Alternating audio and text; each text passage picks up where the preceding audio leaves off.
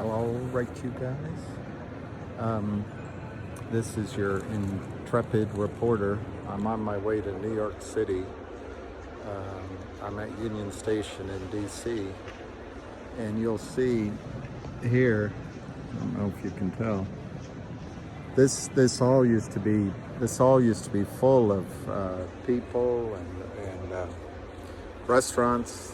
There's an empty restaurant there. So anyway, I don't want to talk about that too much, other than to say that once we get through this trade, realize that the economy isn't your father's Oldsmobile. There's a lot of stocks going on, and I'll quickly say that Finger looks like a beast. I followed that stock for a long time, and own a tiny bit now, but it's to be upside down the way it is incredible. But I don't know exactly all of the moving parts in the short run. There's some other stocks that I looked up. People asked me, like MMAT and MMTLP. That's a tremendous story. Apparently MMTLP is going private, or it's the other one, but I think I got the right one. And there's a bunch of shorts. And I knew that stock for a long time under Torchlight. I used to own Torchlight. But what I want to say to you guys is gtii isn't over yet. And let's not count our shekels until they're hatched, to mix metaphors. We have to stay focused on GTII until it's over. And then we can start looking at all these other, I'm using my hand. I don't have a stand, so sorry for the wobble. Then we can do other plays like the RNVA. I don't know enough about that, but it has no bid right now. And the other one, ILUS, it's just a punt. But I really think we have to focus on GTII. Let me give you a quick handful of thoughts before I catch my train.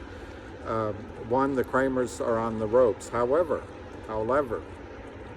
there was one legal firm that put in one of their filings that Kurt Kramer, had done over 400 of these toxic type lending situations. Well, if you assume that's 300 companies, and if you assume he made $1 million on each company, that's 300 million. Obviously, he's got to pay his investors, pay his staff and his team, and his crack research team.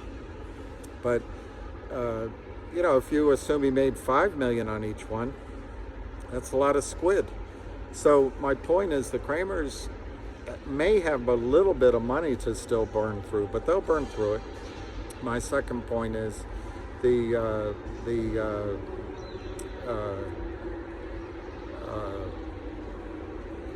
amount of paper losses these guys have right now is $600 million.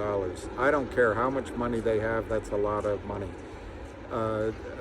Thirdly, there's a huge buyer in there, 25 million shares. This is a pro, and you're going to see that start showing up in upward movement. As long as the Kurt Kramer is selling shares to you, it becomes attractive. By the way, none of this is financial advice. This is all my opinion. Apparently, the Kramers are under all sorts of investigations. And so you might be anxious, you might be wanting things to move, but they've been trapped for 2 years, and at some point they're going to fold. There's fundamental news that could come at any time, and I feel like I'm missing out. Oh, the warrants, as some of you guys call it, they're dropping all the time, and you've got a bunch of people have to make the decision to send in the money and tag their firms. But as that happens, there's going to be buy-in, there's going to be phone calls firm to firm saying, hey, you got to close out that transaction. And once the other side says, well, we did our best, and that's what you're seeing right now, there's going to be buy-ins from TD Ameritrade. And that's going to start like Chinese firecrackers.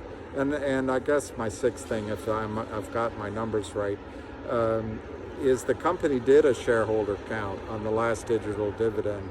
They know the numbers, we don't, but they alerted FINRA that there were anomalies. So this is all coming down around the head of Kurt Kramer, and couldn't happen to a nicer guy. Anyway, so I'm gonna go to New York City. I'm gonna meet up with some of your compatriots up there. I'm not gonna be able to have a call, at least not early in the day. So I hope you can get along without me. But let's focus on GTII. Let's make sure that we,